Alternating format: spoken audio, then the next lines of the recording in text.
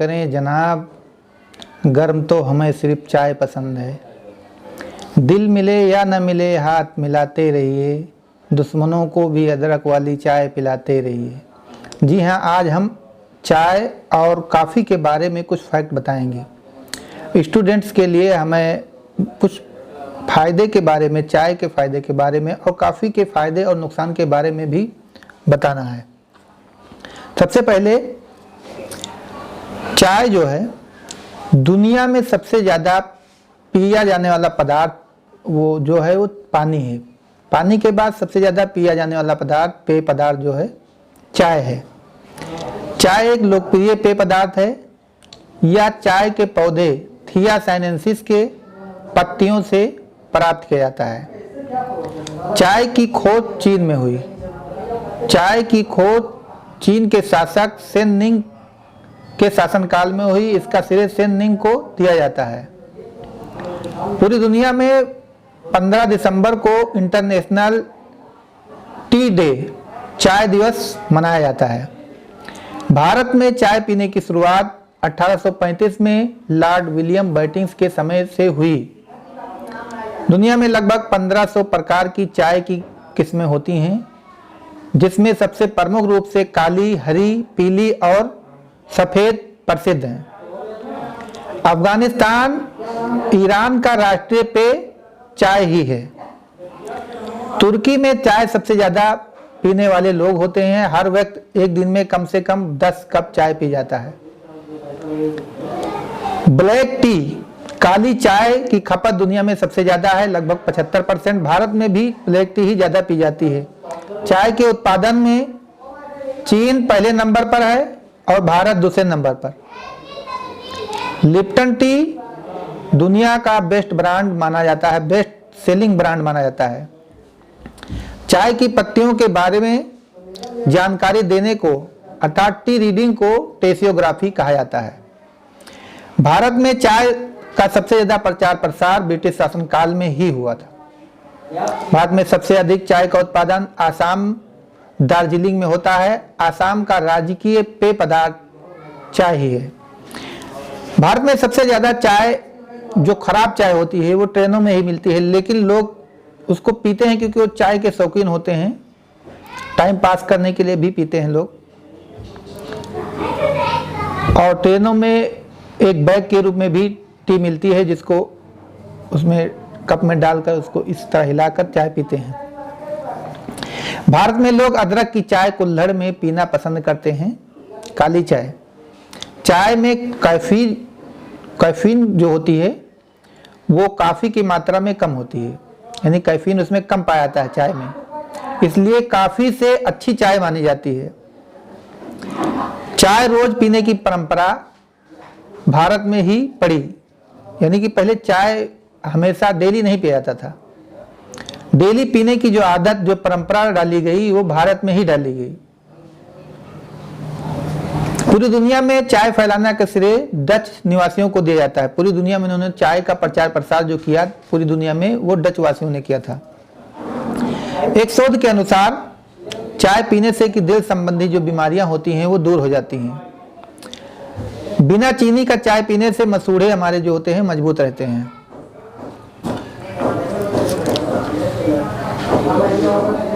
चाय की पत्तियों के बारे में जानकारी देने को टेसियोग्राफी कहते हैं। ब्लैक टी खाली पेट पीने से हमारे शरीर की चर्बी बढ़ जाती है। खाली पेट चाय अगर पिएंगे तो हमारे शरीर में अपच भी हो जाती है, इसलिए भूखे पेट चाय नहीं पीना चाहिए। चाय में एंटीऑक्सीडेंट होते हैं जो उम्र को बढ़ने से आपकी रक्षा करते हैं। कुछ फायदे भी होते हैं चाय के पीने से। भूखे पेट और काली चाय पीने से पेट का फूलना, एसिडिटी, अपच जैसी समस्या आम रहती है। और ज़्यादा चाय पीने से हमें मूत्र भी बार बार होता है, और शराब पीने से भी मूत्र ज़्यादा आते हैं हमें। भूखे पेट चाय पीने से भूख मर जाती है, इसलिए हमें भूखे पेट ज़्यादा चाय नहीं पीना चाहिए। वैज्ञानिकों के अनुसार ज़्यादा चाय पीने से पुरुषों में प्रोस्टेट कैंसर, प्रोस्टेट एक ग्लैंड होती है, प्रोस्टेट ग्लैंड, तो उसमें कैंसर होने की आशंका बढ़ जाती है ज़्यादा चाय पीने से। चाय में एल-थायनिन नामक संगठक होता है जो ब्रेन की पावर को बढ़ाता है। अब हम बात करेंगे कॉफ़ी के बारे में। कॉफ़ी जो है ये काफ़ी लोकप्रिय पदार्थ है। ये कॉफ़ी के जो कॉफिया अरेबिका है उसके सीड के भुने हुए सीडों से बनाया जाता है, उसको पीस कर बनाया जाता है। कच्चे तेल के बाद दुनिया में दूसरी सबसे ज़्यादा व्यापारिक जो चीज़ है वो कॉफ़ी है। 1 अक्टूबर को इंटरनेशनल डे कॉफ़ी डे मनाया था, कॉफ़ी डे। दुनिया में कॉफ़ी की सबसे ज़्यादा उपभोक्ता अमेरिका है, यानी कि जिस तरह चाय का सबसे ज़्यादा उपभोक्ता टर्की है और इंग्लैंड में भी चाय बहुत पिया जाता है, उसी तरह दुनिया में सबसे ज़्यादा चाय के उपभोक्ता जो हैं वो अमेरिका में है। कॉफ़ी की मुख्य रूप से 2 प्रजातियां होती हैं, कॉफिया अरेबिका और कॉफिया रोबस्टा। ब्राज़ील दुनिया में कॉफ़ी उत्पादक प्रमुख उत्पादक देश है। ब्राज़ील में फुटबॉल भी बहुत लोकप्रिय है। कॉफ़ी की खोज बकरियों ने की थी। जिस तरह चाय की खोज चीन के शासक ने की थी, उस तरह कॉफ़ी की खोज बकरियों ने की थी। बकरियां जो इस कॉफ़ी की पत्तियों को खाती थी तो उनको नींद नहीं आती थी, तो इस तरह उसकी खोज हुई अकस्मात। सबसे महंगी कॉफ़ी जो पाम सिवेट नामक जानवर के मल से बनाई जाती है। नियमित रूप से कॉफ़ी पीने से अल्जाइमर, हार्ट डिजीज यानी बीमारियों से संबंधित जो मतलब दिल से संबंधित जो बीमारियां होती हैं, पार्किंसन रोग और सेकंड टाइप का जो डायबिटीज होता है उससे कम खतरा होता है। यानी कि अगर हम कॉफ़ी पीते हैं तो इन सब बीमारियों से हमें खतरा नहीं रहता है। इंटरनेशनल कॉफ़ी एसोसिएशन ICA के अनुसार ब्राज़ील कॉफ़ी का प्रमुख निर्यातक है। दुनिया का लगभग 40% कॉफ़ी जो है ब्राज़ील ही उत्पादित करता है और उसका प्रमुख आयातक देश यूरोप है। दुनिया में शीर्ष कॉफ़ी उपभोक्ता देश हैं नॉर्वे, फिनलैंड, नॉर्वे और आइसलैंड। ये कॉफ़ी का ज़्यादा उपभोक्ता देश हैं। उत्पादन तो ब्राज़ील में होता है। भारत में कॉफ़ी लाने का श्रेय एक मुस्लिम संत बाबा बुदन को जाता है, जो तीर्थ यात्रा के दौरान यमन से अपने दाढ़ी में छुपाकर 7 दाने लेकर आए थे, जिन्होंने उसे कर्नाटक के चिक्कमगलुरु जिले में पहाड़ियों पर लगाया था और वहीं से फिर ये पूरे भारत में फैला। भारत में कॉफ़ी के उत्पादन में कर्नाटक का काफ़ी योगदान है, लगभग 71%, केरल 21% और तमिलनाडु 5%। मक्का में 1511 में कॉफ़ी पर प्रतिबंध लगा दिया गया था, क्योंकि इसको ऐसा माना जाता था कि जिस तरह शराब एक नशीली पदार्थ है, कॉफ़ी भी उसी तरह नशीली पदार्थ है, इसलिए इस पर प्रतिबंध लगा दिया गया था। कॉफ़ी वजन कम करती है। एक शोध के अनुसार कॉफ़ी पीने से वजन कम हो जाता है। क्यों कम हो जाता है? क्योंकि इसमें कैफीन ज़्यादा पाए थे और कैफीन जो है वजन घटाने का काम करती है। यूरोपियन जर्नल ऑफ न्यूट्रिशन के प्रकाशित एक अध्ययन से पता चलता है कि कॉफ़ी पीने वालों के पास मजबूत डीएनए होता है, क्योंकि उनमें टूटे फूटे डीएनए होते हैं, वो कम मात्रा में पाए जाते हैं। गर्भावस्था में कॉफ़ी सिर्फ 1 कप ही पीना चाहिए। अत्यधिक कॉफ़ी पीने से अनिद्रा यानी नींद ना आना, बेचैनी, उल्टी, पेट खराब, कानों में बजना, सिर दर्द आदि की शिकायत हो सकती है। अब उसके बाद हम देखेंगे चाय और कॉफ़ी में क्या फ़र्क है।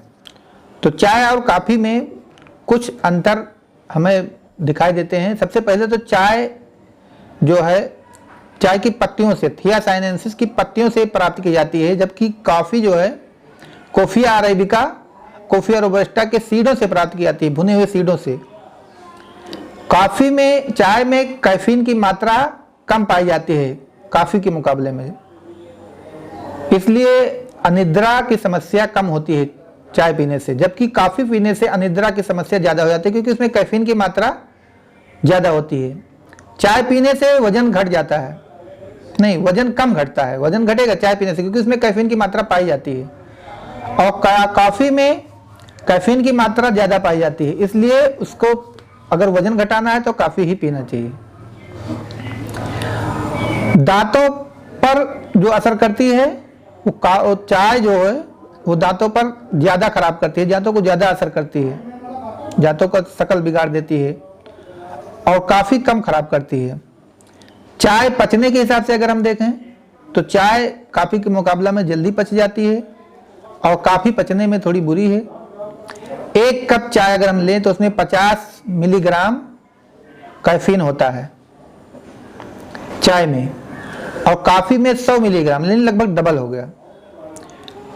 और अगर हम इसको देखें कि उत्पादक देश कौन कौन है तो चाय के सबसे प्रमुख उत्पादक देश चीन है। पहले भारत था, उसके बाद चीन, लेकिन अब पहले चीन है, उसके बाद इंडिया। और कॉफ़ी में अगर देखें तो ब्राज़ील प्रमुख उत्पादक, कॉफ़ी का प्रमुख उत्पादक देश है और वियतनाम दूसरे नंबर पर है। अगर टॉप 10 में अगर हम देखें तो चाय के जो प्रमुख उत्पादक देश हैं टॉप 10 में पहले नंबर पर चीन है, फिर इंडिया, फिर कीनिया, चौथे नंबर पर श्रीलंका, 5वें नंबर पर वियतनाम, 6ठे नंबर पर टर्की, 7वें नंबर पर ईरान, 8वें नंबर पर इंडोनेशिया, 9वें नंबर पर अर्जेंटीना और 10वें नंबर पर जापान आता है। अगर हम कॉफ़ी के उत्पादन में देखें कि कॉफ़ी का उत्पादक देश कौन कौन है तो सबसे पहले टॉप 10 में अगर देखते हैं तो सबसे पहले ब्राज़ील आता है। ब्राज़ील के बाद वियतनाम दूसरे नंबर पर, तीसरे नंबर पर कोलंबिया, चौथे नंबर पर इंडोनेशिया, 5वें नंबर पर होंडुरस, 6ठे नंबर पर इथियोपिया, 7वें नंबर पर पेरू, 8वें नंबर पर इंडिया, 9वें नंबर पर ग्वाटेमाला और 10वें नंबर पर युगांडा आता है। इस प्रकार हमें मालूम है कि चाय और कॉफ़ी में क्या फ़र्क होता है। तो कुल मिलाकर चाय जो है वो कॉफ़ी से ज़्यादा फायदेमंद होती है, लेकिन अगर हमें वजन घटाना है तो हमें कॉफ़ी ही पीना चाहिए।